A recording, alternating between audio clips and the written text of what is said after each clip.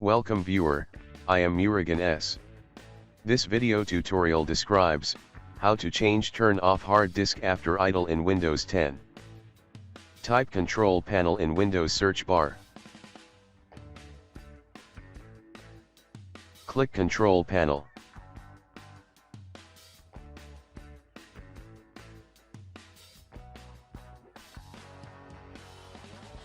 Click Power Options.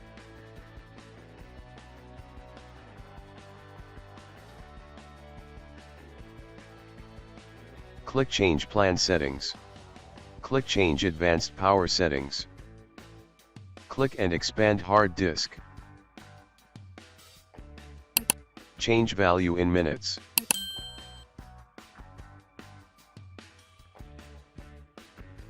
Click Apply, OK.